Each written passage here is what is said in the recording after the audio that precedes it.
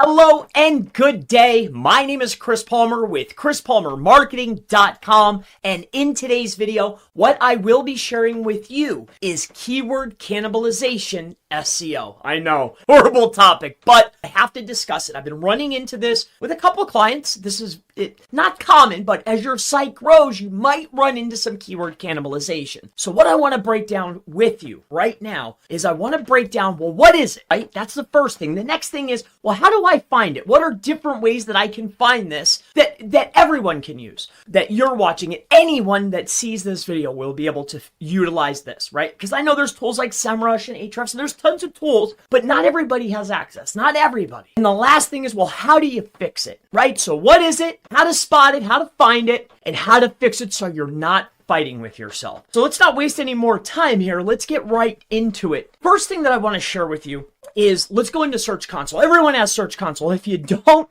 run to your computer and sign your site up with it. It's super easy. It's called Search Console. There's a trillion videos on how you can go ahead and get Search Console. I highly recommend it. With that being said, when you log into your Search Console, you could come on over here to the performance bar. I hate to admit it, but most sites only have a couple top pages, right? At the end of the day, you have all this content. You want to rank for as much as you can, but really only a couple pages probably bring in the majority of your traffic, right? So you have top queries and then you have secondaries, right? What I like to do is come in here and take a look for the keywords that matter to you. The most important keywords, the ones that are driving the clicks, the ones that are driving the traffic. Take a look under the performance tab and take a look at your queries. Here's your list. Here's everything your site is jumping for, right? Ranking for, bringing in traffic, bringing in impressions, bringing in clicks. Take a look at your list. For instance, I have one where I know I'm cannibalizing, but I'm not overly concerned with it. And this makes a great example. I have a very important term, Chris Palmer SEO. My company is Chris Palmer Marketing LLC. But what I'm known as is Chris Palmer SEO. Important term for me, right? This is how I get found a lot of times. With that being said though, under queries, when I click on this particular query, what I can do then is I can go to pages. Now I'm looking at an important query for myself. I then click on pages and wouldn't you know, wait a second here. I have a high impression rate for a keyword that matters, Chris Palmer SEO, but I had two pages competing with themselves. I have the home page and then I have this page here, this SEO page. Now, some of these other pages are getting a little bit of traffic, but the top page that's optimized for Chris Palmer SEO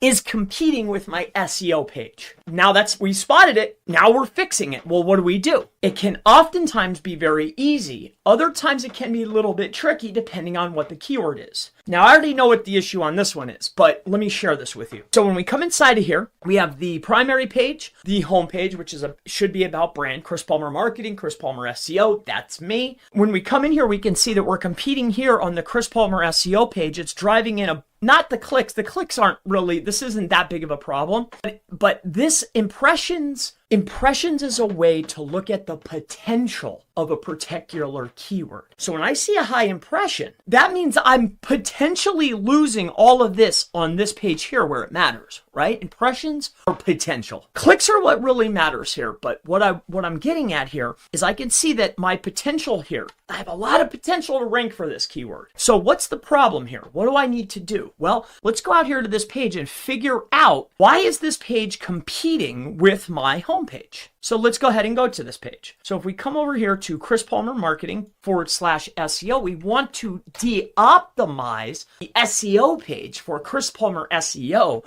because the home page should rank for the brand, not the SEO page. So when I land on my Chris Palmer Marketing /SEO, what's the problem here? The lead H2 has Chris Palmer SEO in it. Gee, I wonder why I'm competing with myself. Now this is a clear cut. I already know this was like this. I knew that this was here like this. So this was easy. But sometimes it's a little bit more tricky. But at the end of the day, in order to help yourself stop competing for a specific term, stop fighting with yourself, often the case is de-optimizing the page that you're fighting with, completely remove or 301 the page. If these numbers are more significant, there's more clicks going to this page. Say this was 400 and this was 100, but the impressions were very close, something needs to be done. So this is one of the ways to spot it. Now I want to talk to you about nesting. Now, not all nesting is bad. Here's a clear example of nesting. When you're searching for Search Console, I've seen this a million times. That's why I'm using this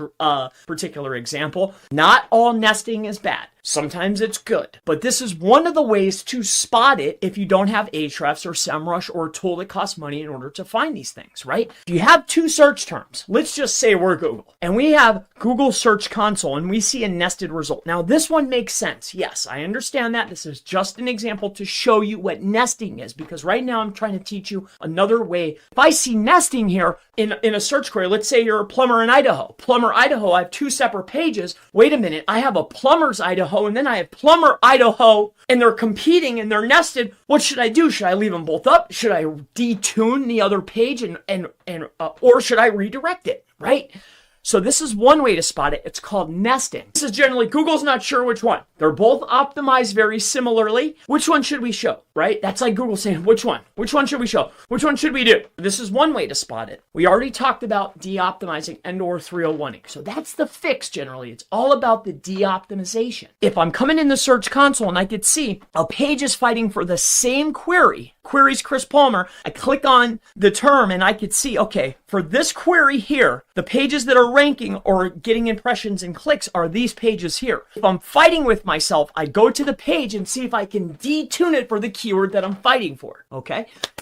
If I'm clashing, I can always de-optimize, or 301 if that makes sense. I'm not saying that's always the case. Generally, you want to de-optimize. The next thing you can do, and this is probably the clearest way that people find keyword cannibalization or find out that they're fighting with themselves, is they do a search. Let's just say we're doing Google SEO and you come inside of here and you see that you have the number 2 result, but you come down here and you can also see that we had the number 19 result. Or how about this? The number 21 result. Now, if these were the same page, number 2, look, they have a bunch of results here. They're not the same page. They're different pages competing for the same term. Now, this could be keyword cannibalization if this was in Google, right? This would be a way to spot a potential problem. You would want to double check inside of your tools or double check inside of Search Console and see, am I getting a lot of impressions for this? Am I getting a lot of clicks for this? Is this fighting for a keyword that it shouldn't be fighting for? Do I need to go in and de-optimize the page that's showing up inside of a SERP that it shouldn't be, right? Like if I was doing Google's SEO, and I know this, again, this is just an example. If for some reason this page was here, and then I come down here to, what was it, number 17 or something like that? Number 14. If I came in here and I was looking at these pages inside of Search Console, I would have to make the decision, is this number 14 result competing and taking away traffic for this right here? You would have to make that decision. This is another way to spot potential keyword cannibalization. So this is the ways that everyone can do it. And that's what I wanted to point out to you. So I gave you, you have what is called nesting. If you're looking at your primary keywords and you see that there's odd nesting, say it's 2 separate pages in the nest. These are 2 separate pages. If it's 2 separate pages and you're seeing this nesting and you're fighting with yourself, this is grounds to go and check Search Console, see what's going on with the impressions and the clicks. Do I need to de-optimize one of the pages or do I need to 301 one of the pages? You need to make that decision as the webmaster. The next thing that I went ahead and I shared with you is you're looking at your most important queries, the most important queries. So we come in here, we click on performance. After we click on performance, we can see what the site's winning for. On your most important queries, when you click on the actual keyword under queries, click on the keyword. When I click on the keyword, it shows just the keyword, click on pages. Am I competing with myself? Here's the list of pages that are ranking or getting impressions and clicks for that particular query. Is there something wrong here? Do I need to go to this page and de-optimize it for the primary, right? The last thing that I shared with you was, if you were looking at a SERP, I'm looking at a SERP here. Let's say again, this was for Google SEO. Taking a look at Google SEO. When I'm scrolling down the list, I'm ranking right here number 2. I have this page ranking number 2. I scroll down and I also have another page. I think it was ranking what? Number 21. Is this page taking traffic away from this page? Is there something I need to de-optimize in order to not fight with myself? These are the 3 ways you can find it, 3 ways that anyone can do this, right? This is all free stuff other than your time, of course. And I also gave you the easiest fixes. A, de-optimization, or B, you can always 301 it to the most relevant page. Especially if you have 2 pages that were just for variations, they're starting to fight with each other, they're showing up in the same SERP, maybe they're nesting, or maybe they're just taking traffic away from each other. What do you need to do? Maybe 301 it, maybe de-optimize it, but this is something that you can do. I hope that this helps you out. This can become a massive issue. Not every single page do I need to go in here, just like with this example. I have Chris Palmer SEO. This is an important query for me. It's my brand. But when I'm looking down this list, you can see all the pages that rank. I've been getting impressions. Look at this. New York SEO, 918 impressions. It's only drove 2 clicks. The main page that I want to rank Chris Palmer SEO for, a homepage, is generating 612 clicks. If for some weird reason, this weird page right here, SEO Services 8CD94B, 300 clicks, there would need to be a serious change to this page's optimization. I hope that this makes sense. I hope that this helps you. This can be massively impactful for your overall campaign. I hope this helps you. I hope I've been helpful. If there's anything I could do for you, any service that you need consulting, you need training, you need private one-on-one, you just need a link, let me know. My name's Chris Palmer with Chris Palmer Marketing, and I look forward to seeing you in the next Keyword Cannibalization SEO video. I'll see you in the next one. Thank you so much for your time. Many blessings. I'll see you in the next one.